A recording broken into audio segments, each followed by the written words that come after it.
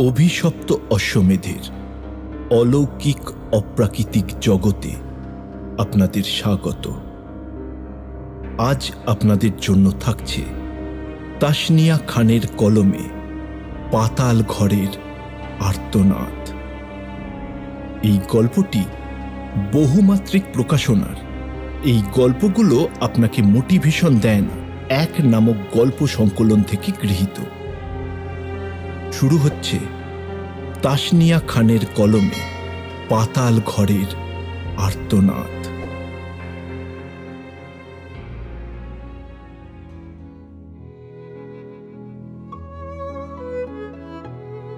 শহরের শেষ মাথায় ছায়া ঘেরা নিরিবিলি জায়গায় ঠায় দাঁড়িয়ে আছে একটি 3 তলা সাদা বিল্ডিং।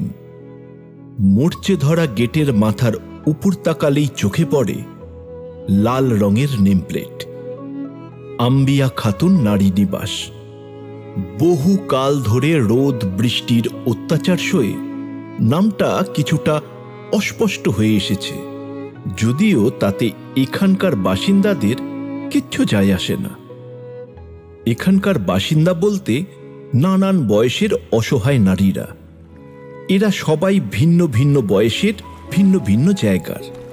এদের গল্পের শুরুটা আলাদা হলেও গল্পের শেষটা এক জায়গায় এসে মিলেছে। এই নারী নিবাসের বাঁধানো পুকুর পাড়ের সিঁড়িতে একা বসে আছে সায়রা। পুকুর পাড়টা সায়রার ভীষণ প্রিয়। সায়রার বয়সী একটা মেয়ের মাঝে যতটুকু চাঞ্চল্য থাকা উচিত তার ছিটে ফোটাও নেই। ওর হই হুল্লোড় ঝগড়াঝাঁটি ভালো লাগে না। আজকে হামিদা আর সুমি এমন ঝগড়া শুরু করলো যে থামার নামগন্ধই নেই। ওদের চিৎকারে সায়রার মাথা ধরে আসছিল, তাই পুকুর পাড়ে চলে এসেছে। বিকেলের এই সময়টায় পুকুর পাড়ে তেমন কেউ থাকে না। একা একা সময় কাটাতে বেশ ভালোই লাগে ওর। চিন্তার তরি ইচ্ছে মতো এদিক সেদিক ঘুরে বেড়ায়। সায়রা, সন্ধ্যা হয়ে আইলো, পুকুর ঘাটে কি করস তুই?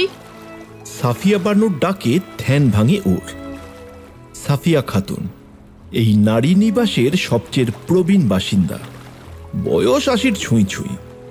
ওর মতো সাফিয়া বানুরও 3 কুলে কেউ নেই। শুধু ওর কেন, এই আম্বিয়া খাতুন নারী নিবাসের বেশিরভাগ বাসিন্দাদেরই আপন বলতে কেউ নেই।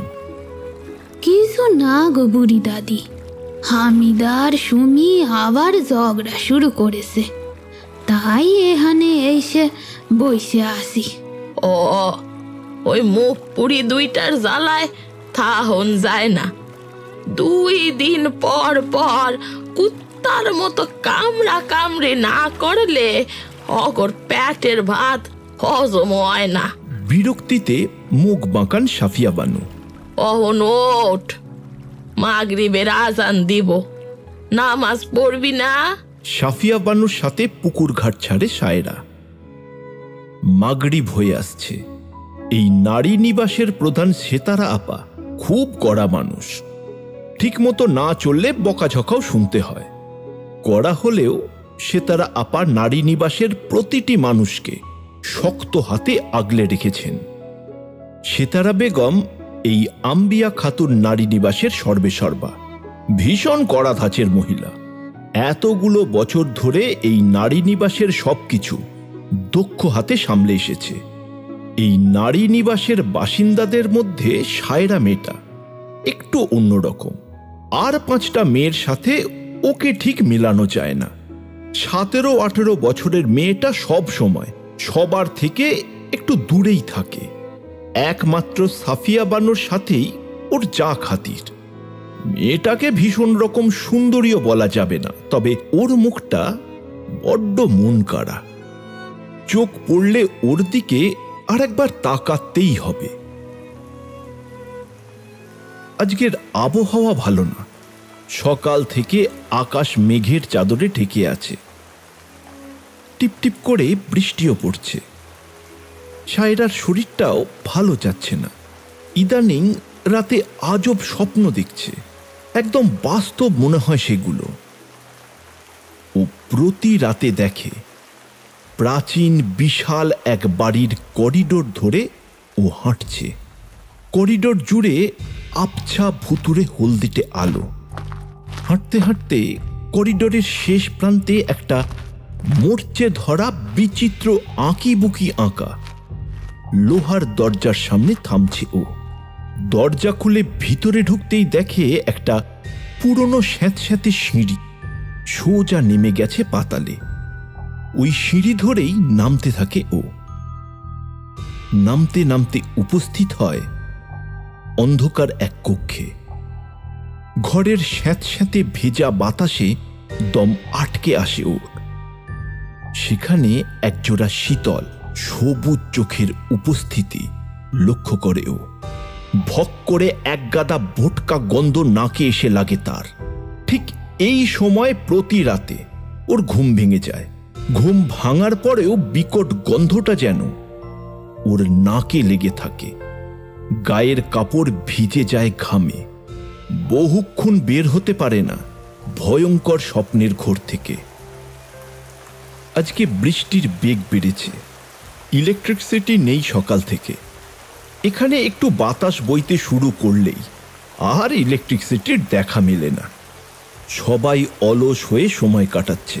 কেউ কেউ এমন আবহাওয়ার সদ্ব্যবহার করতে অবেলাতেও ঘুমোচ্ছে। সায়রা এর কোনোটাই করতে পারছে না।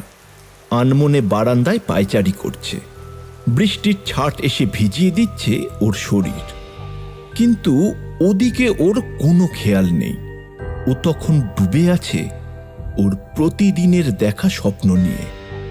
কেন প্রতি রাতে ও এই ভয়ঙ্কর স্বপ্নই দেখছে? প্রতিদিন একই স্বপ্ন, কোনো পার্থক্য নেই। ওর দেখতে দেখতে প্রায় মুখস্থ হয়ে গেছে। এখন রীতিমতো ভয় লাগছে ওর। যতই চেষ্টা করুক স্বপ্নটা ওর পিছু ছাড়ছে না। আজকাল দিনের বেলাতেও মনে হয় ওই সবুজ চোখ জোড়া ওকে অনুসরণ করছে। সায়রা ভয় আর অস্থিরতায় ভিতরে ভিতরে গুমড়ে মরছে। অন্তর্মুখী স্বভাব, কারোর সাথে মন খুলে কথাও বলতে পারে না। পুরো নারী নিবাসের একমাত্র সফিয়া বানু আর নুরির সাথেই যা সহজ হতে পারে। নুরি সায়রার থেকে বছর দুয়েকের ছোট। শ্যামলা, গোলগাল মিষ্টি চেহারার মেয়ে, ভীষণ হাসি খুশি আর মিশুকে মেয়েটা। সায়রাকে সায়রা বু বলে ডাকে। নুরিকে কিছু বলার চিন্তা বাতিল করে দেয়। ছোট্ট মেয়েটা ভয় পাবে। এর চেয়ে ভালো সাফিয়া বানুকে পুরোটা খুলে বলা। বয়স্ক মহিলার বিচার বুদ্ধি ভালো, সে হয়তো কোনো সমাধান বলতেও পারে। কি রে সায়রা, মুখ কান মন চিমসাইয়া আছে গে? হ্যাঁ, রাইতে ঘুমাস না? দেখো নি কারবার, চোখের তলায় কালি ফেলাইয়া তুই সস্ত। আর বুড়ি দাদি কি করুম কও, প্রতি রাতে খারাপ স্বপ্ন দেখি, ঘুমাতে পারি না। এখন তো রাত হইলেই ডর লাগে। ঘুম যে হয় না তা তো তোর মুখ দেখাই বুঝবার পারছি। তয় সমস্যাটা কি ক দেহি? কোনো স্যারার প্রেমে পরশ নাই তো? কি যে বলো তুমি, আমারও সব দিকে মন নাই। তাইলে কুইল্লা ক, কি দেহস রাইতে? খানিকটা ইতস্তত করে সাফিয়া বানুকে পুরোটা খুলে বলে সায়রা। সায়রার কথা শুনতে শুনতে চোখ বড় হয়ে যাচ্ছিল সাফিয়া বানুর। অমঙ্গলের আশঙ্কা ভেসে উঠছিল ওনার চোখে মুখে। কস কি সায়রা তুই? লক্ষণ তো ভালা ঠেকতাছে না। কবেতে শুরু হয়েছে এইসব? তা দিন 15 হবে গো বুড়ি দাদি। আর তুই আমারে আইসকা কস শ্যামরি? একদিন মুখে কুলুপ আইটাছিলি কেন? বুঝি নাই গো, ঠিক বুঝি নাই। দুফোঁটা জল গড়িয়ে পড়ে সায়রার চোখ বেয়ে। আরে মনা, চিন্তা করিস না মা, তোর বুড়ি দাদি তো আছে নাকি। শোন, ঘুমানোর সময় দোয়া দরুদ পইরা ঘুমাবি। আমি পরা পানি দিতাছি, দোয়া পইরা গায়ে ছিটাবি। আল্লাহর রহমতে সমস্যা হইব না। আর যদি হয় আমারে জানাবি, মুয়ে কুলু পাইটটা থাকবি না। সাফিয়া বানুর কথায় স্বস্তি পায় সায়রা। সাফিয়া বানুর পড়া পানির কল্যাণে হোক কিংবা দোয়া দরুদের জোরেই হোক, সায়রার খারাপ স্বপ্ন দেখা বন্ধ হয়েছে। পর্যাপ্ত ঘুম হচ্ছে, ওর চেহারা দেখলেই বোঝা যায়। এই নারী নিবাসের সবকিছু তখন আপন গতিতেই চলছিল। সায়রার দিনগুলো বেশ চলে যাচ্ছিল। এমন সময় আকস্মিক ঝড়ের মতো একটা চিঠি নারী নিবাসের প্রধান সেতারা আপার জীবনে ছন্দপতন ঘটায়। এর আগে নারী নিবাসে এমনটা কখনো ঘটেনি। চিঠিটা পড়তেই সেতারা আপার মন ভারাক্রান্ত হয়ে ওঠে। তার খুশি হওয়া উচিত নাকি দুঃখ পাওয়া উচিত, তিনি তা বুঝে উঠতে পারছেন না। তিনি চিঠিটা আরও একবার পড়লেন। খুব দামি সুগন্ধি কাগজে ঝরঝরে হস্তাক্ষরে লেখা। জানাবা, পত্রের শুরুতে আমার সালাম গ্রহণ করবেন। আপনার কাছে আমার কৃতজ্ঞতা শেষ নেই। আপনি যে আদর যত্নে আমার বংশের শেষ উত্তরাধিকারীকে লালন পালন করেছেন, তার ঋণ আমি কোনোদিন শোধ করতে পারবো না। অবশ্য আমার নাতনি যে বেঁচে আছে সে ব্যাপারে এতদিন আমি অজ্ঞাত ছিলাম। আর জীবন সায়ান্নে যে আমার নাতনি সায়রা জীবিত থাকার আনন্দের সংবাদ পেলাম তখন তাকে সময় দেব, এবং সেই সময়টাই দেখুন আমার হাতে নেই। পত্রখানি আপনার হাতে পৌঁছাতে হয়তো আমাকে ইহলোকের মায়া ত্যাগ করতে হবে। তাই আপনার কাছে আমার অন্তিম ইচ্ছা এই যে আপনি আমার নাতনিকে আমার বাড়িতে ফিরিয়ে দেবেন, তাকে তার নিজের বাড়িতে থাকার অনুমতি দেবেন। আমি না থাকলেও আমার নাতনির কোনো অসুবিধা হবে না, সে নিশ্চয়তা আমি আপনাকে দিচ্ছি। আমার একান্ত অনুগত মৃত্যু এবং তার স্ত্রী তার দেখভাল করবে আমৃত্যু। আমার বিশাল সম্পদের উত্তরাধিকারীও আমার নাতনি সায়রা, সুতরাং আর্থিক দিক থেকেও সে নিরাপদে থাকবে। আপনার কাছে আমার একান্ত আবেদন, এই নিঃসঙ্গ বুড়ো মানুষটার শেষ ইচ্ছা আপনি পূরণ করবেন। ইতি আফসারউদ্দিন গাজী। চিঠি পড়েই সেতারা বানু পত্র লেখকের ব্যক্তিত্ব অনুমান করতে পারছেন। কোনো উচ্চ বংশীয় মার্জিত মানুষের লেখা চিঠি এটি। হিসাব মতো সায়রা ভদ্রলোকের নাতনি, তার মানে সায়রা কোনো ধনী ও অভিজাত পরিবারের সন্তান। সেতারা আপা সায়রার আচার আচরণ দেখে বুঝতে পারতেন সে কোনো ভালো পরিবারের মেয়ে। ওর শরীরে কোনো সম্ভ্রান্ত বংশের রক্ত বইছে। সেতারা আপার মানসপটে সেই দিনটির ছবি ভেসে ওঠে যেদিন তিনি প্রথম সায়রাকে কোলে তুলে নিয়েছিলেন। আফসারউদ্দিন গাজীর চিঠিটা নারী নিবাসের সবার কাছে হঠাৎ ঝড়ের মতো। সায়রাকে সবাই ভীষণ ভালোবাসে। মেয়েটা সবার চোখের মণি। এখন মেয়েটা নিজের বাড়িতে ফিরে যাবে, সেটা যেমন আনন্দের তেমন বেদনারও। এখানকার সদস্যদের নিজের বাড়িতে কোনো দিনও ফেরা হয় না, কিন্তু সায়রার ভাগ্য ভালো যে সে তার নিজের পিতৃপুরুষের ভিটেই ফিরতে পারবে। সায়রা ওর গোছগাছ শুরু করে দেয়। কাল সকাল সকাল ওকে নারী নিবাস ছেড়ে যেতে হবে। যদিও নিজের জিনিস বলতে ওর তেমন কিছুই নেই। কি রে সায়রা, হাওয়া গো তুইয়া শুইলা যাবি? সাফিয়া বানুর ডাকে ফিরে তাকায় সায়রা। বৃদ্ধার চোখে জল। কি আর করুম কও? তরে আটকামু না। এই আনের কয়টা মাইনসের কপালে বাপ দাদার ভিটা জোটে ক? তুই ভালা থাক, সুখে থাক, এইটাই আমি চাই। গভীর আবেগে সাফিয়া বানুর বুকে মাথা গুঁজে সায়রা। তো একখান কথা, খুব সাবধানে থাকবি। আমি আমি দেউয়ের গন্ধ পাইতাছি, খুব খারাপ গন্ধ। এই এই কবজটা রাখ, বুঝলি? হ্যাঁ, কবজটা রাখ, বিপদে আপদে কাজে আসবে। সায়রার হাতে একটা অদ্ভুত দর্শন কবজ গুজে দেয় সাফিয়া বানু। সাফিয়া বানুর কথা কিচ্ছু বুঝতে পারে না সায়রা। বৃদ্ধা আবার ফিসফিসিয়ে বলে, সায়রা, তোর ভিতরে অনেক শক্তি, এইটা কাজে লাগাইস। আর শুন, সব সময় আল্লাহর নাম নিবি, বুঝছস? সাফিয়া বানুর কথায় সায়রার বুক কেঁপে ওঠে। বুড়ি দাদি কি তাহলে কোনো আসন্ন অমঙ্গলের সংকেত দিচ্ছেন? এই মহিলার ষষ্ঠ ইন্দ্রিয় খুবই প্রখর।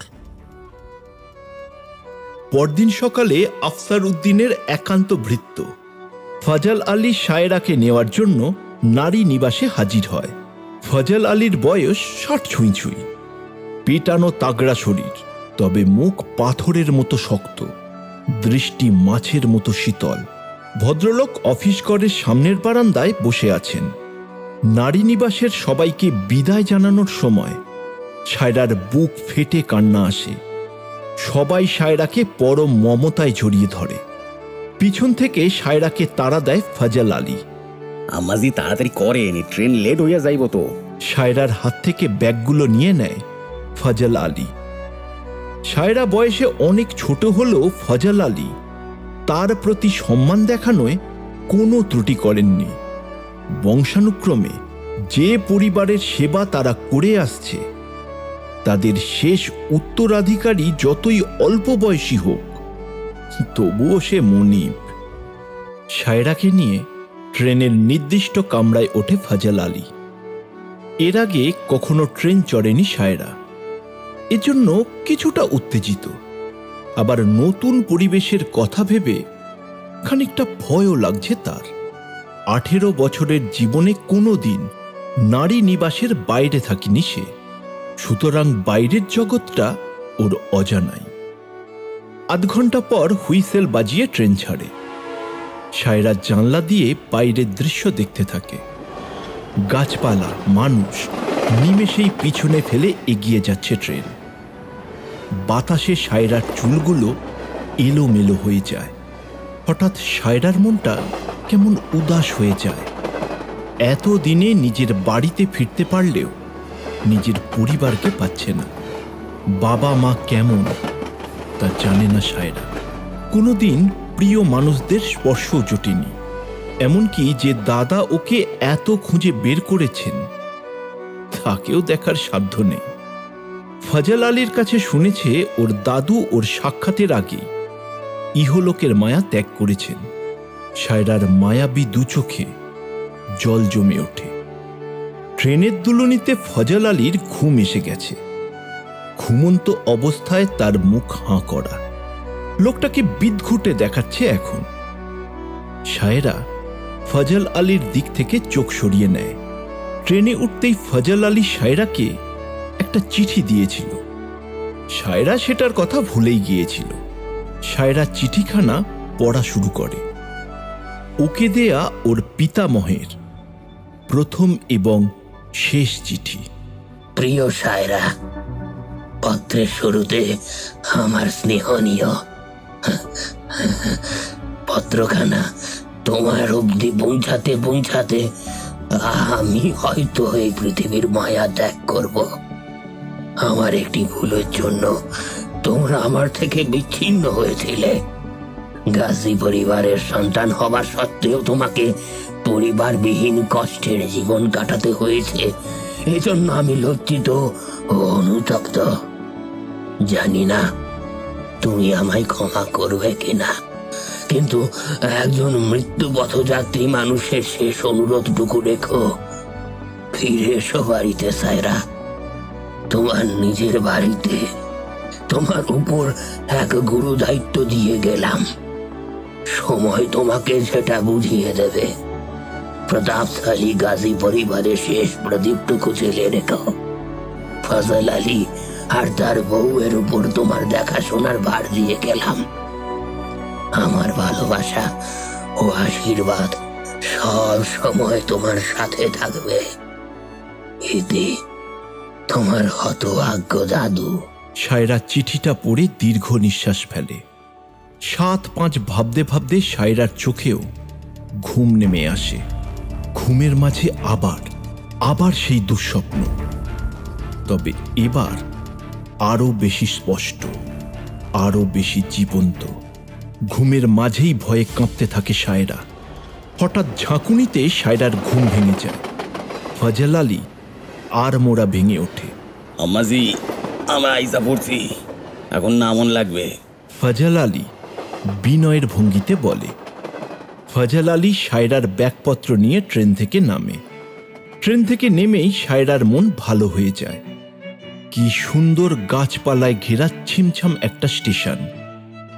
কোথাও কোনো শোরগোল নেই, ঠিক যেন গল্পের বইয়ের পাতা থেকে উঠে এসেছে স্টেশনটা। ওদের অদূরেই একটা ঘোড়ার গাড়ি দাঁড়ানো।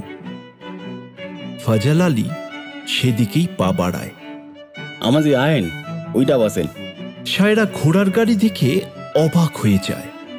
এই মকবুল, ঠিক কইরা চালাইস, সাবধানে যাইবি, আম্মাজি যেন অসুবিধা না হয় বলে দিলুম। বিনা কারণে ঘোড়ার গাড়ির সামনে বসে চালককে ধমক দেয় ফজল আলী। এরপর নিজেও উঠে বসে। ঠিক আধা ঘন্টা পর ঘোড়ার গাড়িটা বিশাল এক বাড়ির সামনে এসে থামে। সায়রা গাড়ি থেকে নেমে অবাক হয়ে যায়। সাদা দেয়ালে কালের ছোবল স্পষ্ট, তবুও পুরো বাড়িটা তার জৌলুস আজও ধরে রেখেছে। এখানের ভূতপূর্ব বাসিন্দাদের প্রবল প্রতাপ ও প্রতিপত্তি বহন করে চলছে বাড়িটা। আসলে বাড়ি না বলে রাজপ্রাসাদ বলাই ভালো। সায়রার বিশ্বাস করতেই কষ্ট হচ্ছে যে ও এই বাড়িরই সন্তান। বাড়ির সামনে একজন মধ্যবয়সী মহিলা দাঁড়িয়ে, গোলগাল ফর্সা চেহারা। মহিলার মুখটা বেশ মায়া মায়া। সায়রাকে দেখেই এগিয়ে আসেন ভদ্রমহিলা। আমাজি আয়সা পড়ছেন, আপনারে দেখনের লইগা রাইতে 2 চোখ এক করতে পারি নাই। মহিলার কণ্ঠে উচ্ছ্বাস ঝরে পড়ছে, যেন সায়রা ওনার কত দিনের চেনা। আরে বউ, এসব কথা পরে বলবা, আম্মাজিরে আগে ভেতরে যাইতে দাও। এত দূর থাইকা আইসে, আম্মাজির খিদা লাগছে না, তুমি লিয়া যাও। সায়রা বুঝল মহিলাটি ফজল আলীর স্ত্রী। ফজল আলীর কথা শোনার সাথে সাথে মহিলা ওকে নিয়ে বিশাল বাড়ির ভিতরে প্রবেশ করেন। বাড়ির ভিতর পা রাখার সঙ্গে সঙ্গে সায়রার মনে হয় ও কোনো বিশাল গহ্বরে পা রেখেছে। বাইরে থেকে যা মনে হচ্ছিল তার চেয়েও ভিতরে এর আভিজাত্য অনেক বেশি। ঝকঝকে মেঝেতে পা রাখতেও ভয় করে তার। প্রাচীন ও দামি আসবাবে প্রতিটা কোণ ঠাসা। দেওয়ালে পূর্বপুরুষদের অয়েল পেন্টিং, ভারী সেগুন কাঠের আসবাবপত্র, তাতে সুন্দর কারুকাজ করা।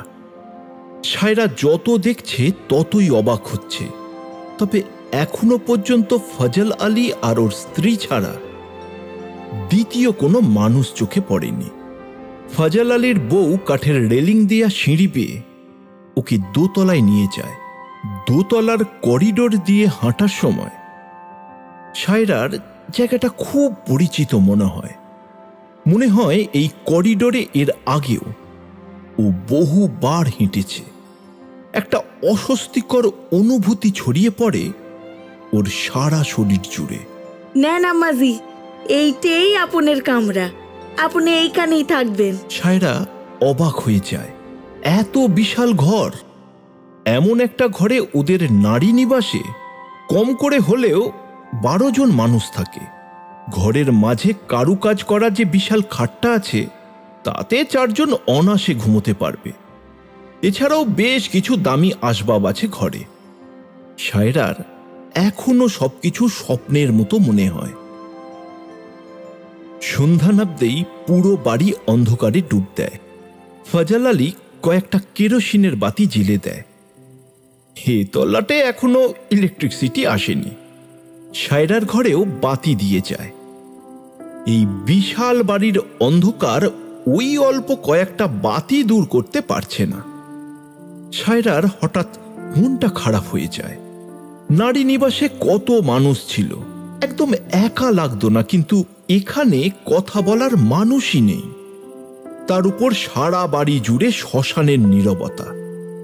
রাতে ঘুমোতে যাবে এমন সময় ওর ঘরের কর্নারে ফজল আলী। কিছু কইবেন চাচা? ফজল আলীকে জিজ্ঞাসা করে সায়রা। সায়রা ঠিক করেছে ফজল আলী আর তার স্ত্রীকে চাচা চাচি বলেই ডাকবে। আম্মাজি, রাইতে ঘর থেকে বাইর হইবেন না, আর ঘরের কপাট দিয়া শোবেন। আমরা নিচতলায় আসি। কেন চাচা, ঘরের বাইরে যাওয়া যাবে না কেন? এত পুরান বাড়ি আর আপনি নতুন মানুষ, তাই কইতেছি, বাইর হইবেন না রাইতে। সায়রার মনে হলো ফজল আলী কিছু লুকোতে চাইছেন। আপনারা নিচ তলায় কেন থাকবেন চাচা? বড় হুজুরের নিয়ম, বাড়ি চাকর বাকরেরা সবসময় নিচ তলায় থাকবে। এরপর ঘর ছেড়ে চলে যায় ফজল আলী। নরম বিছানায় শুয়েও ঘুম আসছে না সায়রার। এপাশ ওপাশ করছে ও। চারিদিকে অসহ্য নীরবতা।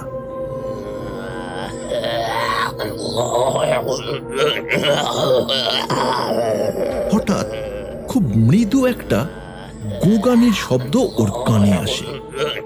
মনে হচ্ছে অনেক দূরে কেউ প্রচন্ড যন্ত্রণায় গর্জন করছে। সায়রা কান পেতে ভালো করে শোনার চেষ্টা করে। এবার আর কোনো শব্দ শুনতে পায় না।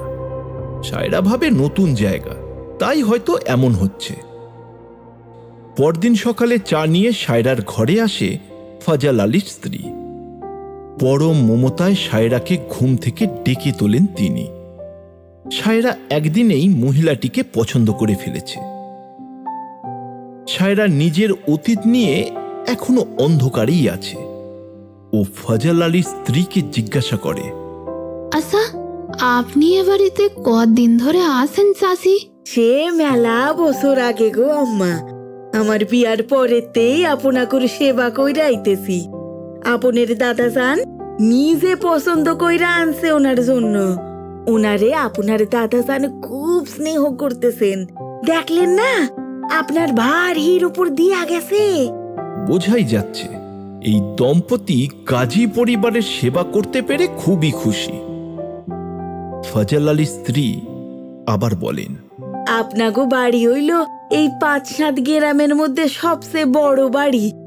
বড় হুজুরের মতো মান্যগণ্যি মানুষ তো এই তল্লাটে আর কেউ ছিলই না। কইতে পারেন আপনার দাদা যান জমিদার আছিল।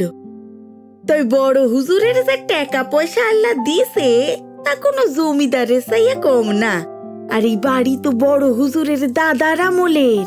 আচ্ছা চাচি, আপনি তো অনেকদিন এ বাড়িতে আসেন, আপনি কি আমার আব্বু আম্মিরে দেখেননি? বাবা মায়ের কথা জিজ্ঞেস করার সময় সায়রার চোখ ছলছল করে ওঠে। সায়রার প্রশ্ন শুনে মুখ অন্ধকার হয়ে আসে ফজল আলী স্ত্রীর। তাগুর কথা আমি কইতে পারুম না আম্মাজি, মাফ করেন আমারে। ঘর থেকে দ্রুত বেরিয়ে যান তিনি। সায়রা চিন্তায় পড়ে যায়, ফজল আলী স্ত্রী কেন এমন করল? ওর প্রশ্নের কোনো উত্তর দিল না কেন? এই স্বামী স্ত্রী কিছু একটা গোপন করছে ওর থেকে। ওকে জানতেই হবে সবকিছু। কদিনের মধ্যেই সায়রা মোটামুটি মানিয়ে নিয়েছে। ফজল দম্পতি ওর যত্নের কোনো ত্রুটি করছে না। তবে দিনের আলো নিভে গেলেই বিশাল বাড়িটা একেবারে খাঁ খাঁ করে। আর একটা জিনিস সায়রাকে অস্বস্তিতে ফেলে দেয়। প্রতি রাতে সেই চাপা গোগানির শব্দটা। ওই শব্দ ওর কানে গেলেই ও ভয়ে সিঁটিয়ে যায়। ওই শব্দ কানে গেলেই মনে হয় কোনো ভয়ঙ্কর প্রাণী পাতাল ফুঁড়ে বের হয়ে আসবে। সায়রা অনেকবার ফজল দম্পতিকে এ ব্যাপারে প্রশ্ন করেছে, কিন্তু তারা দুজনেই এড়িয়ে গেছে। এই দুই স্বামী স্ত্রীকে মাঝে মাঝে খুব অদ্ভুত লাগে তার। এই কদিনে সায়রা বাড়ির সীমানার বাইরে পা রাখেনি। লাইব্রেরি আর বাড়ির সামনের বিশাল বাগানে ওর সময় কেটেছে। দু একবার বাইরে যেতে চাইলেও ফজল আলী নানান বাহানায় ওকে আটকে দিয়েছে। কোনো কারণে ফজল আলী চায় না যে সায়রা বাইরে বেরুক, তাই বিকেলে সায়রা চুপি চুপি বেরিয়ে পড়ে। বাড়ির বাইরে যেতেই সায়রার মন ভালো হয়ে যায়। ভীষণ মনোরম পরিবেশ, রাস্তার দুধারে বিশাল বিশাল গাছ, বুনো ফুলের ঝোপে প্রজাপতি উড়ে বেড়াচ্ছে, দিগন্ত জোড়া মাঠে সোনালি ধান। সায়রা আপন মনে হাঁটতে হাঁটতে বেশ খানিকটা পথ চলে আসে। সামনে এক বুড়ি ওকে দেখে এগিয়ে আসে। মা গো, তোমারে তো ঠিক চিনলাম না, তুমি কোন বাড়ির মাইয়া? অনেক দিন পর নতুন কাউকে দেখে খুশি হয় সায়রা। ও হাসি মুখেই ওর পরিচয় দেয়। সায়রার পরিচয় শুনে মুখ অন্ধকার হয়ে আসে বুড়ির। পাশে থাকা একজন মহিলাকে উদ্দেশ্য করে ফিসফিসিয়ে বলে, গাজী বাড়ির মাইয়া বুঝলে, হলয় খান্দিয়া। মহিলা দুজন ওকে কোনো কথা বলার সুযোগ না দিয়েই ধূপধাপ করে চলে যায়। এদের আচরণ সায়রাকে আরো চিন্তার সাগরে ডুবিয়ে দিয়ে যায়। ওর পরিচয় শুনে মহিলা দুজন ভয় পেল কেন? বাড়ি যখন ফেরে তখন প্রায় সন্ধ্যা হয়ে এসেছে। সায়রা দেখে ফজল আলী বাড়ির সদর দরজায় দাঁড়িয়ে আছে। আম্মাজি বাড়ির বাইরে গেছিলেন, কামটা ভালো করেন লাই। অনজান আপনার শাশি আপনার জন্য বইয়া আছে। লোকটার কণ্ঠে এই প্রথম আদেশের সুর পেল সায়রা। ও বাধ্য মেয়ের মতো বাড়ির অন্দরে যায়। ফজল আলীর বউ খাবার সাজিয়ে অপেক্ষা করছিল ওর জন্য। ও ঘরে ঢুকতেই ভদ্রমহিলা থালা ভর্তি পিঠে এগিয়ে দেয় ওর দিকে। ওর মাথায় হাত বুলিয়ে বলে, আমাজি এরপরে না কইয়া বাড়ির বাইরে যাইবেন না, কখন কি বিপদ আপদ হয় কোন যায় না। কিন্তু চাষি যাইলে সমস্যাটাই বাকি, আমি তো ছোট মানুষ নই। তাছাড়া দুজন মহিলা আমার পরিচয় পেয়ে ভয় পেল কেন? আমাজি আপনি বড় বাড়ির মাইয়া, বড় বাড়ির মানুষদের এ গ্রামের মানুষ ভয় পায়, সম্মান করে। আপনি এখনো ছোট মানুষ, এসব নিয়েই ভাবনের দরকার নাই। ভদ্রমহিলার উত্তরে সন্তুষ্ট হতে পারে না সায়রা। এ বাড়িতে আসার পর এই প্রথম অমাবস্যা। ফজল আলী বারবার বলে গেছে আজ যেন কিছুতেই ঘরের বাইরে বের না হয়। ফজল আলীর স্ত্রীও তোয়া পরে ফু দিয়ে গেছে। এদের অদ্ভুত আচরণের মাথা মুন্ডু কিচ্ছু বুঝতে পারছে না সায়রা। ও বারবার প্রশ্ন করেছে কিন্তু কোনো উত্তর পায়নি। ও দুই স্বামী স্ত্রীর চোখে নিখাত আতঙ্ক দেখতে পেয়েছে।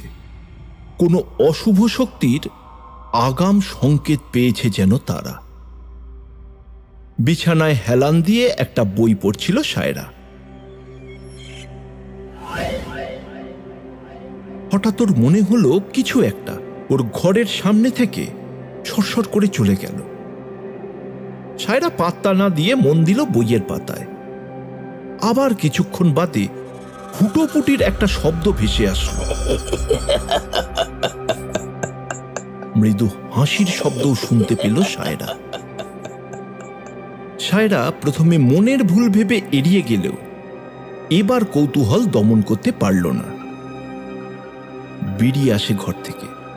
হঠাৎ একটা দমকা হাওয়া সায়রার সমস্ত চৈতন্যকে অবশ করে দেয়। ও ঘোর লাগা মানুষের মতো এগিয়ে যেতে থাকে করিডোরের দিকে। ওর সমস্ত সত্তা যেন জেগে উঠেছে অন্য কোনো শক্তির আহ্বানে। সায়রা নিষ্পলক দৃষ্টিতে এগিয়ে চলেছে।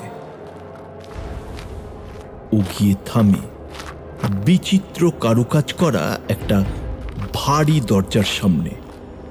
দু হাতে খুলে ফেলে সেই দরজা। এরপর সিঁড়ি বেয়ে নিচে নামতে থাকে সে। ক্রমে সিঁড়িগুলো স্যাঁতস্যাঁতে আর ঠান্ডা হতে থাকে, কিন্তু সায়রার সেই দিকে খেয়াল নেই। হঠাৎ ভোটকা পচা গন্ধে সায়রার ঘোর ভাঙে। নিজেকে ভেজা ভেজা দুর্গন্ধযুক্ত অন্ধকার ঘরে আবিষ্কার করে অবাক হয় ও। ওর সামনে তখন একজোড়া সবুজ চোখ। সায়রার মনে পড়ে এতদিন দেখা সেই ভয়ঙ্কর স্বপ্নের কথা। এতদিন স্বপ্ন হলেও আজ সেটা বাস্তব।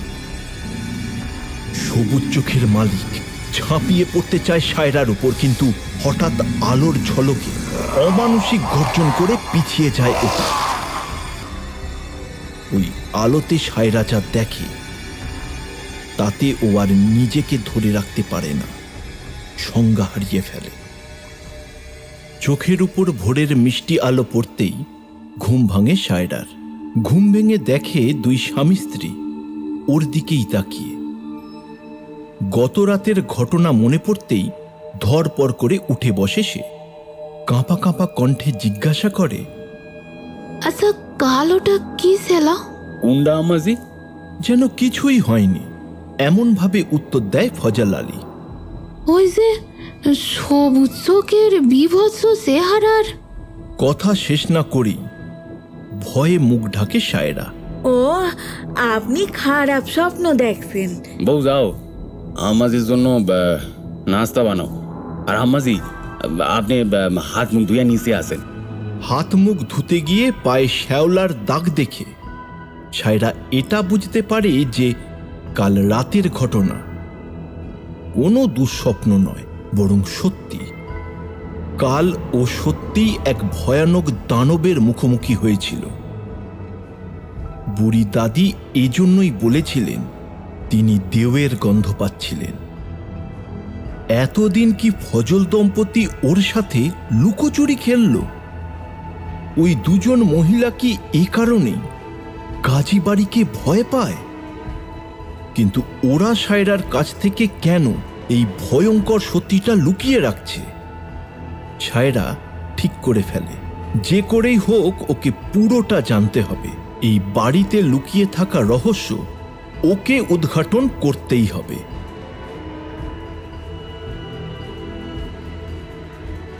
মা মরা ছেলে বলে অতিরিক্ত আদর দেওয়াটাই এখন কাল হয়ে দাঁড়িয়েছে দেখছি। আগে বুঝলে আদর দিয়ে বাঁদর না বানিয়ে বরং শক্ত হাতে ছেলেকে শাসন করাই হয়তো ঠিক হতো। না না না না, এখন থেকে আফতাবকে কড়া শাসনে রাখতে হবে আমায়, নইলে এই প্রতাপশালী গাজী পরিবারের প্রতিপত্তি কে বজায় রাখবে? আফতাবউদ্দিন গাজী প্রতাপশালী আফসার উদ্দিন গাজীর একমাত্র পুত্র। অল্প বয়সে মা হারা হয়েছিল, তাই বাবা আদরের কোনো কমতি রাখেননি। ছেলে যখন যা চেয়েছে তখন তাই এনে দিয়েছেন তিনি। তাই খানিকটা জেদি ও খেয়ালি হয়েছে স্বভাবে। বয়সের সাথে সাথে আফতাবউদ্দিনের জেদ আরো বেড়েছে। কোনো কিছু করবে বলে ঠিক করলে তাকে তার সিদ্ধান্ত থেকে নড়ায় এমন সাধ্য কারোর নেই। ওই পাজিটা জবে থেকে তল্লাটে এসেছে তবে থেকে অশান্তি শুরু হয়েছে। আরামজাদাটা নাকি আবার পিশাচ সিদ্ধ। আফতাব এমনিতেই খেয়ালি ধরনের ছেলে, ওকে ওই ভোলানাথ তান্ত্রিক কি বুঝিয়েছে কে জানে। ছেলেটা আমার তারপর থেকে তান্ত্রিকের শিষ্য বনে গেছে। আজকাল প্রায় রাত করে বাড়ি ফেরে। আমি খুব ভালো করেই বুঝতে পারছি ওই ভোলানাথ তান্ত্রিকের ডেরায় সময় কাটাই ছেলে। ব্যাপারটা আফসার উদ্দিন গাজীর মতো মর্যাদা সম্পন্ন মানুষের জন্য যথেষ্ট অসম্মানের। গাজী পরিবারের ছেলে হয়ে আফতাব তান্ত্রিকের পিছনে ঘুরঘুর করবে, এটা ভাবতেই মেজাজ খিঁচকে যায় আসফার উদ্দিনের। ছেলেকে অনেক বুঝিয়েছেন, কিন্তু আফতাব শোধরায়নি। বাবার চোখকে ফাঁকি দিয়ে সে চালিয়ে গেছে তন্ত্রমন্ত্র সাধনা। কিন্তু সুরমা একমাত্র মানুষ যার কাছে আফতাবের কোনো জেদ খাটে না। সুরমার মিষ্টি গলার স্বর শুনলে সব কিছু মিথ্যে মনে হয় ওর। মেয়েটার টানা টানা চোখ, দুধে আলতা গায়ের রং, মাথায় একরাশ কালো কোঁকড়ানো চুল। এত মায়াবী সুন্দরী মেয়ে, হে তল্লাটে দ্বিতীয়টি নেই। একদিন সুরমা জানায় সে গর্ভবতী। আফতাবউদ্দিন কিছু না ভেবেই সেদিন সুরমাকে বিয়ে করে বাবার সামনে হাজির হয়। আফতাবউদ্দিন ভেবেছিল তার বাবা হয়তো রেগে আগুন হয়ে যাবেন, কিন্তু তিনি শান্ত থাকায় মনে জোর পায় সে। সুরমাকে বধূ বেশে ঘরে তুলতে কোনো অসুবিধা হয় না। নিজের খাস চাকরের বোনকে পুত্রবধূ হিসেবে মেনে নিতে অস্বস্তি হলেও আফসারউদ্দিন কোনো উচ্চবাচ্য করলেন না। আফসারউদ্দিন ভেবেছিলেন বিয়ের পর পুত্রের মতিগতি হয়তো ঠিক হয়ে যাবে, কিন্তু তার ধারণা ভুল প্রমাণ করেছে আফতাবউদ্দিন। উল্টে ইদানিং যেন সে আরো জড়িয়ে গেছে নিষিদ্ধ বিদ্যার চালে। আজকাল সুরমাকেও তার আগের মতো আর ভালো লাগে না।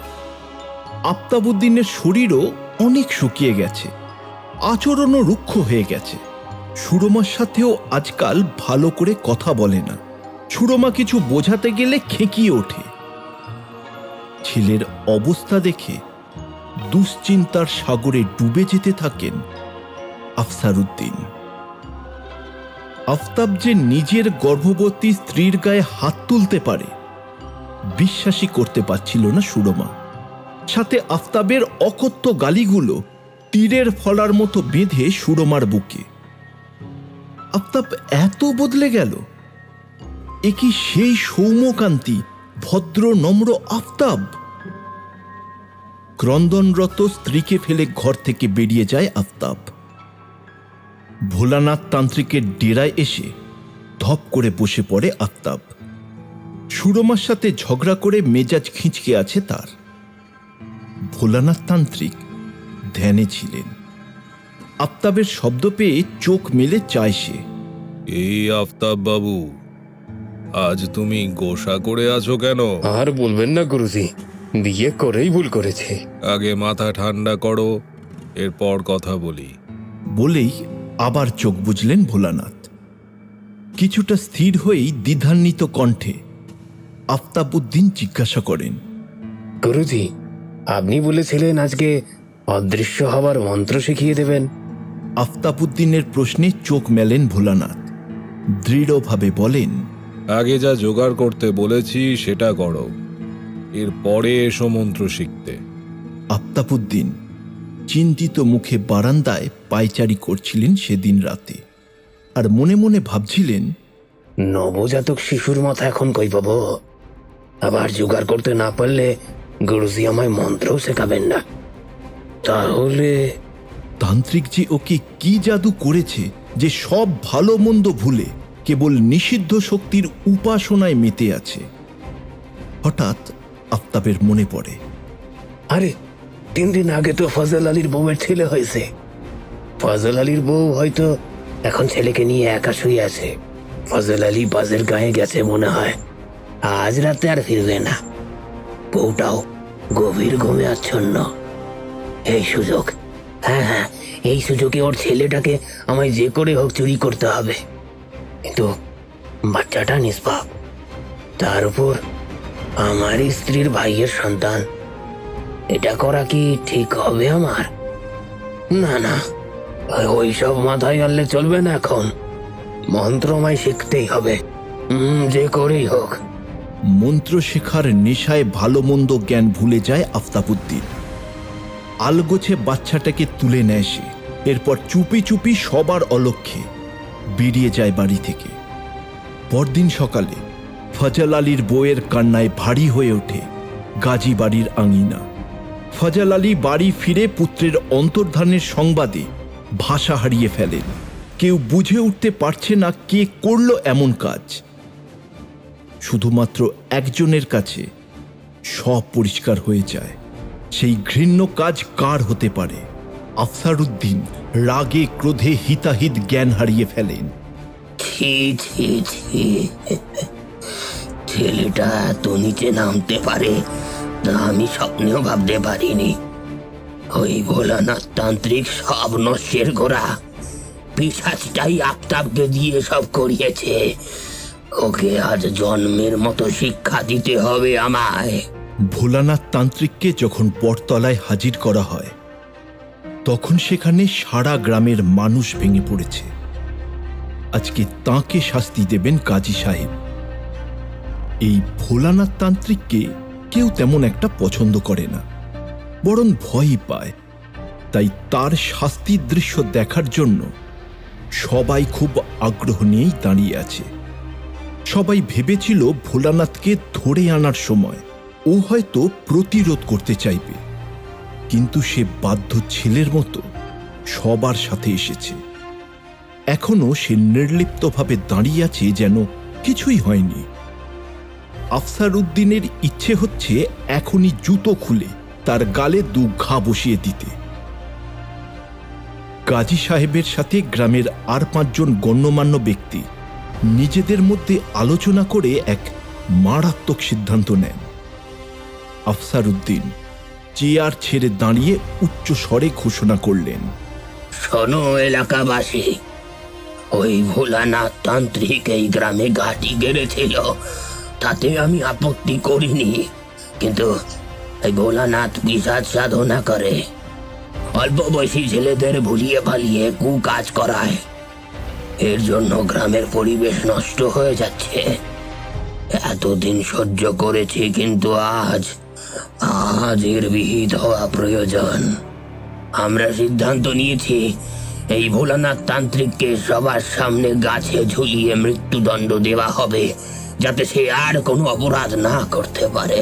কাজী সাহেবের ঘোষণা শুনে গ্রামবাসী উল্লাসিত হয়। তান্ত্রিকের চোখগুলো তখন ভাঁটার মতো জ্বলছে।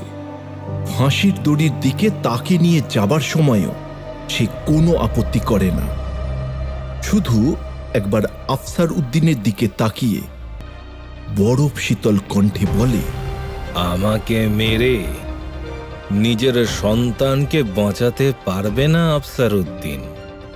সে পরিণত হবে বিভৎস এক পিশাচে, যার ঘুম, ক্ষুধা, তৃষ্ণা কিচ্ছু থাকবে না।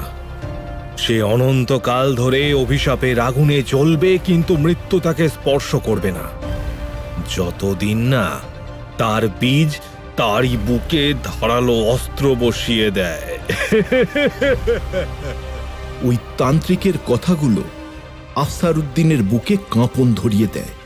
তান্ত্রিক অট্টহাসি হেসে নিজেই নিজের গলায় দড়ি পড়ে নেয়।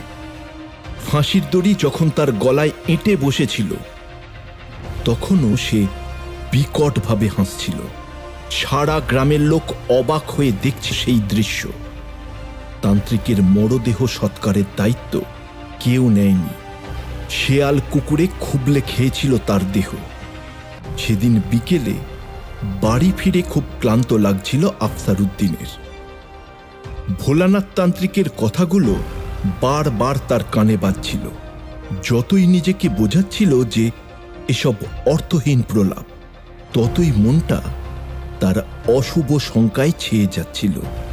তার মনে হচ্ছিল গাজী বাড়ির উপর অভিশাপের কালো মেঘ জমছে। পরদিন সুরমার বিকট চিৎকারে ঘুম ভাঙে সবার। নিজের ঘর থেকে ছুটে বেরিয়ে আসে সে। ননদের চিৎকার শুনে সবার আগে এগিয়ে আসেন ফজল আলী স্ত্রী। কি হলো রে সুরমা? তুই তুই অমন করিস কেন? কি হলো রে তোর? ওই দেখো গো দিদি, ওই দেখো। কি হয়েছে জিজ্ঞাসা করতেই নিজের ঘরের দিকে হাত উঁচিয়ে দেখায় সে। ততক্ষণে বাড়ির সবাই হাজির হয়েছে সুরমা আর আফতাবের ঘরের সামনে। সবার আগে আফসার উদ্দিন ঢোকে ছেলের ঘরে। ঘরে ঢুকেই আতঙ্কে জমে যায় সে। ওই তান্ত্রিকের অভিশাপ সত্যি প্রমাণিত হয়েছে।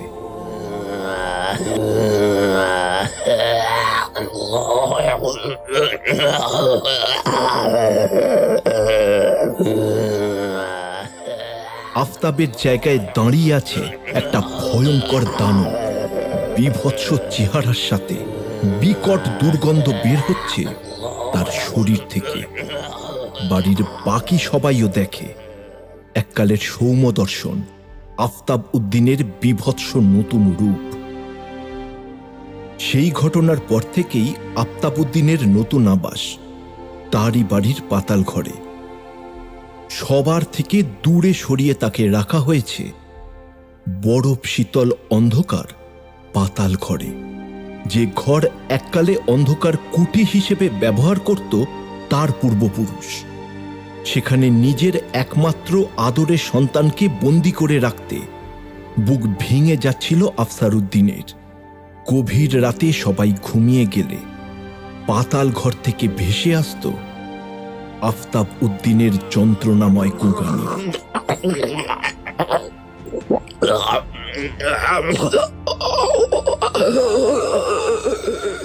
ফজল আলী তার বোনের নিরাপত্তার কথা চিন্তা করেই সুরমাকে পাঠিয়ে দেয় তার এক খালার বাড়িতে। সেখানেই জন্ম হয় শায়রার। কিন্তু শায়রাকে জন্ম দিতে গিয়ে মৃত্যুবরণ করে সুরমা। পুত্র শোকে বিহ্বল আফসার উদ্দিন পুত্রবধূর মৃত্যুর কথা জানতে পেরে আরও বেশি মুচড়ে পড়েন। আফসার উদ্দিন জানতেন না যে সুরমা গর্ভবতী ছিল। তার বংশের শেষ প্রদীপ আজও পৃথিবীর বাতাসে হেসে খেলে বেড়াচ্ছে। ফজল আলী ইচ্ছে করেই শায়রার জন্ম সংবাদ আফসার উদ্দিনকে জানায়নি। তিনি জানলে নাতনিকে এ বাড়িতে আনতে চাইবেন। সেটা শায়রার জন্য মোটেও ভালো হবে না। তাই সে সবার অলক্ষ্যে আম্বিয়া খাতুন নারী নিবাসের সামনে রেখে এসেছিল শায়রাকে। ফজল আলী চাইনি তার আদরের ছোট বোনের সন্তান এই অভিশপ্ত বাড়ির পরিবেশে বেড়ে উঠুক। দিনকে দিন গাজী বাড়িতে মানুষের আনাগোনা কমতে থাকে।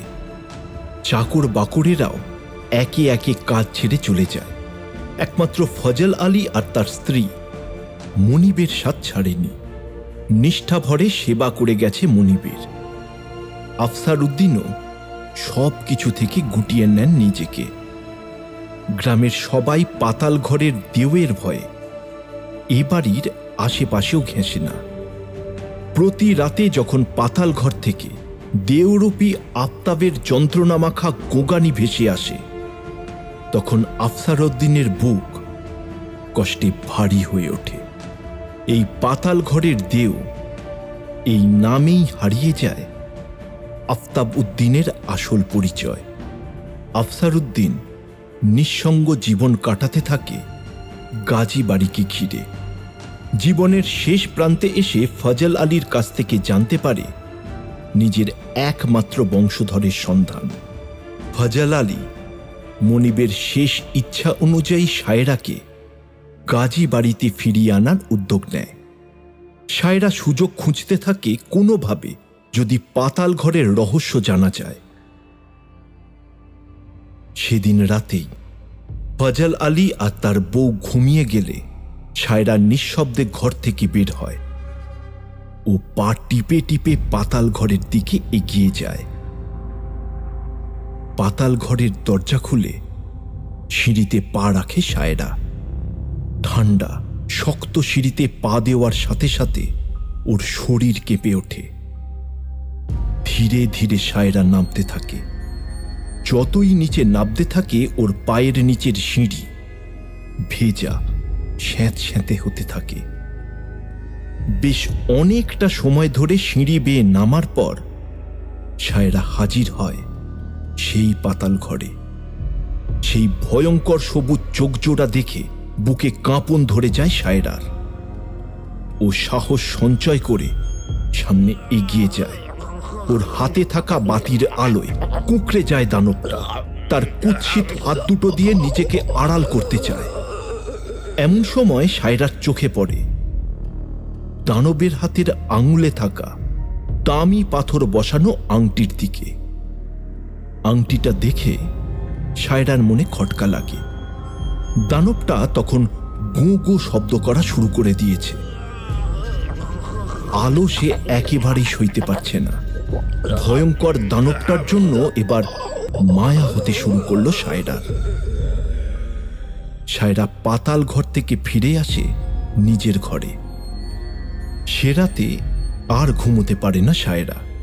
ওর চোখের সামনে বারবার ভেসে ওঠে পাতাল ঘরের দানবটার হাতে থাকা আংটিটার কথা।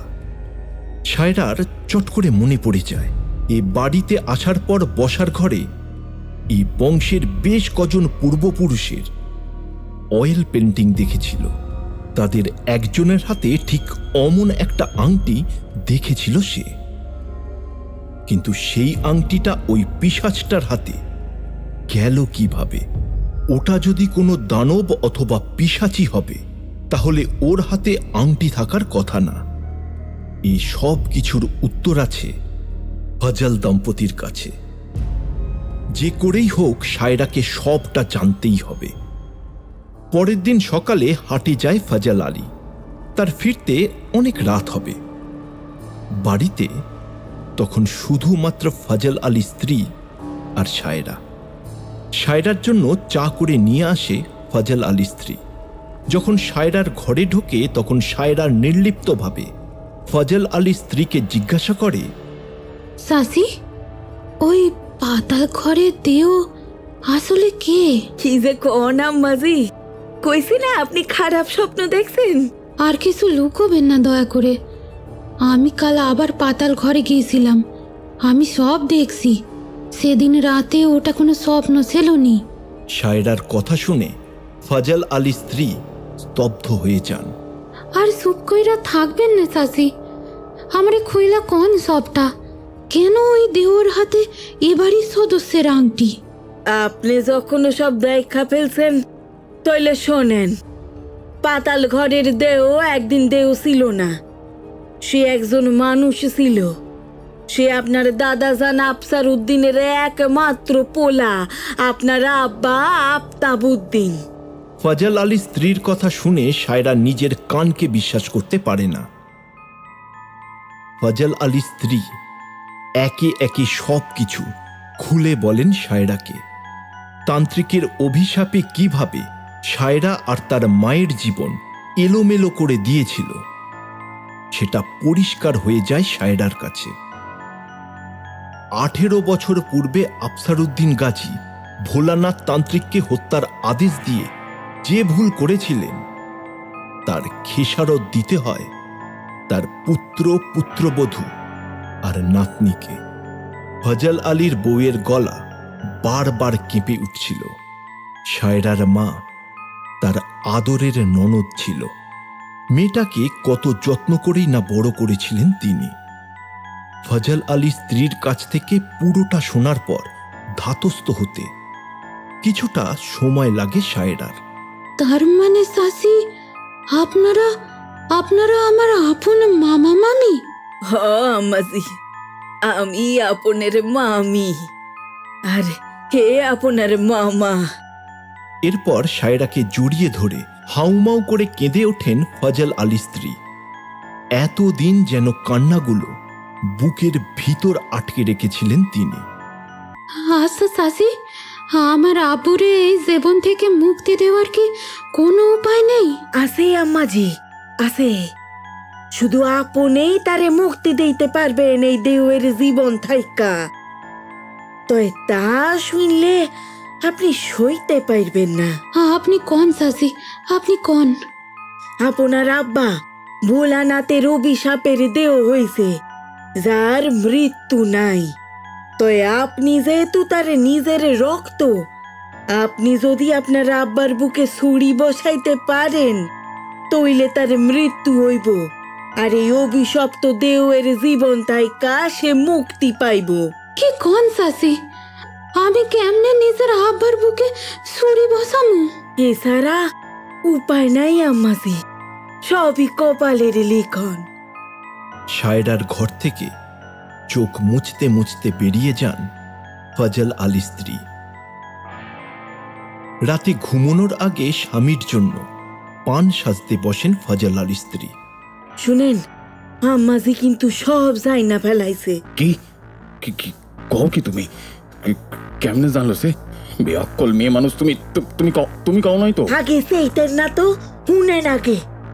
আমাজি পাতাল ঘরে একলা একলা গেছিল, সেইখান গিয়া সে কিছু আন্দাজ কইরা ফেলায়।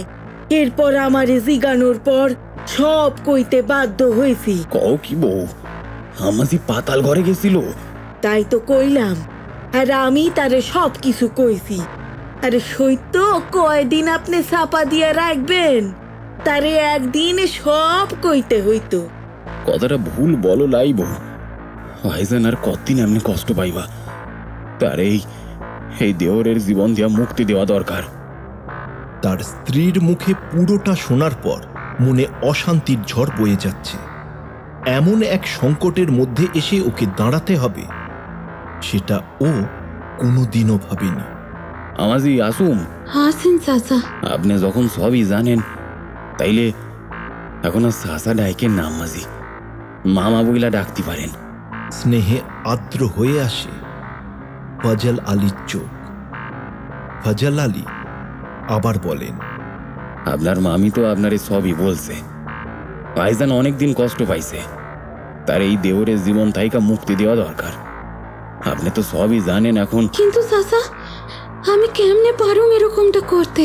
জানি আপনি তার সন্তান, আপনার জন্য এইটা অনেক কঠিন কাজ, কিন্তু এছাড়া তো কোনো উপায় নাই আম্মাজি। আর কি কোনো উপায় নেই চাচা? না গো আম্মাজি, পিশাচ সিদ্ধ তান্ত্রিকের অভিশাপ, এই অভিশাপ খণ্ডানো শক্তি কারো লাই। এখন তাইলে আমারে কি করতে হবে চাচা? অমাবস্যা তিথি আসুক, আপনি তৈরি থাকেন। আর এতদিনে নিশ্চয়ই আপনি বুঝতে পারছেন ভোলানাথের কালো ছায়ারা আপনার উপরেও নজর রাখে। ওরা আপনারে বাধা দিবা চাইবে, কিন্তু কিন্তু আপনার সাহস হারাইলে চলবা নাম। ফজল আলী সায়রার ঘর থেকে বেরিয়ে যায়। আজ পূর্ণ অমাবস্যা তিথি। নিকষ কালো অন্ধকারে চারিদিক ঢেকে আছে, তবে গাজী বাড়ির অন্দরে যে অশুভ ছায়া ভর করে আছে তা আরো বেশি গভীর। গাজী বাড়ির 3 সদস্য প্রস্তুত হয়েছে 18 বছর আগে যে অভিশাপ শুরু হয়েছিল তার শেষ করতে। ফজল আলী একখানা চকচকে শান্দিয়া ছুরি সায়রার হাতে ধরিয়ে দেন। বাতির আলোয় ছুরির ফলা চকচক করে জ্বলে ওঠে।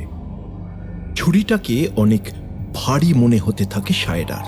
আম্মাজি সাহস রাখেন, আমাদের কাজে বাধা আসবে। কালা ছায়ারা যাই না ফেলছে আমরা কি করতে যাইতেছি।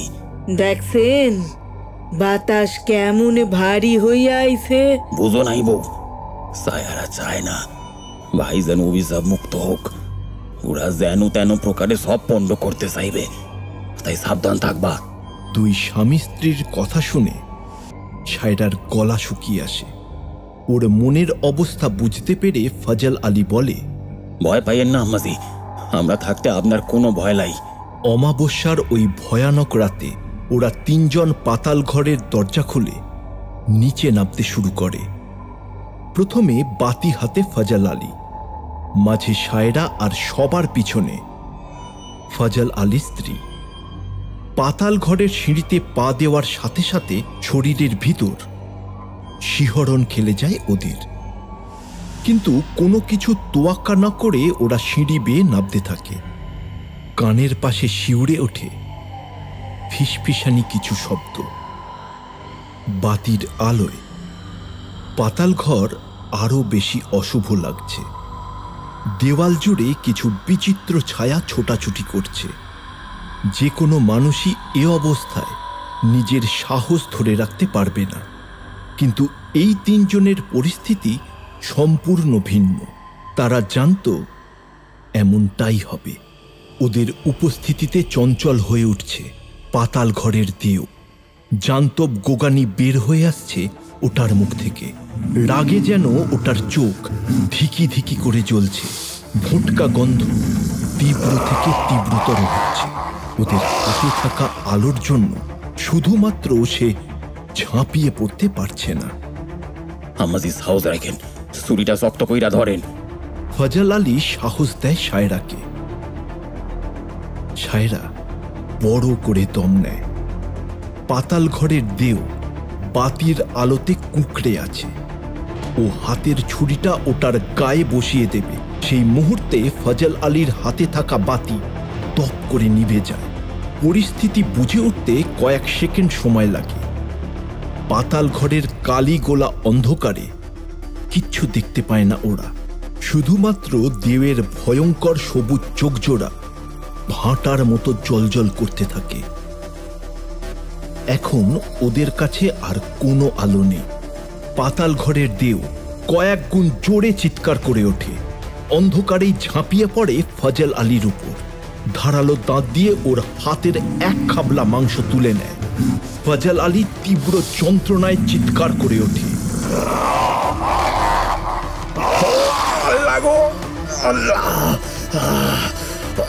সাথে সাথে ফজল আলী স্ত্রীরও চিৎকার ভেসে আসে। স্বামীর অবস্থা দেখে ঘাবড়ে গেছেন মহিলা। এরপর ধপ করে কিছু পতনের আওয়াজ আসে সায়রার কানে।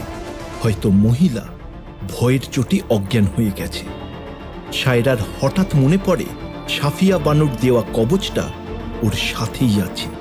সাফিয়া বানু বলেছিল এই কবচ যে কোনো অশুভ শক্তির হাত থেকে ওকে রক্ষা করবে। সায়রা ওর গলা থেকে কবচটা খুলে আনে, সেটা বাড়িয়ে দেয় সবুজ চোখের মালিকের দিকে। ক্রোধ মিশ্রিত গর্জন করে ওঠে ওই পিশাচ। সায়রা আর দেরি না করে হাতের ছুরিটা সোজা বসিয়ে দেয় ওটার দেহে। মরণ চিৎকার করে ওঠে ওই পিশাচ। সায়রার মনে হতে থাকে সারা বাড়ি জুড়ে যেন এক তাণ্ডব শুরু হয়েছে।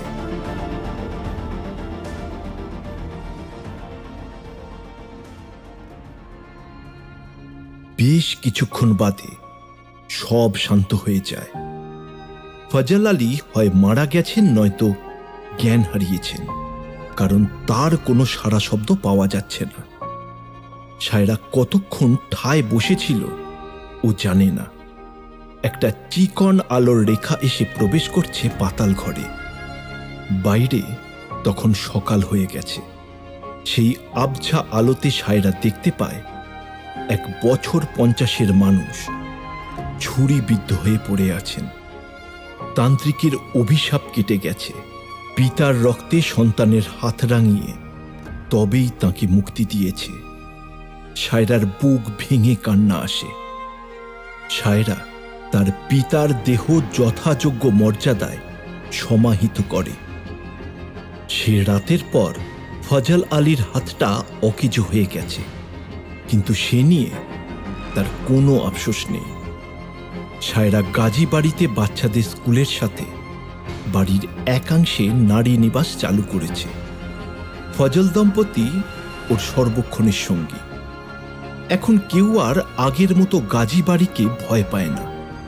গাজী বাড়ি আগের মতো নির্জনেও থাকে না।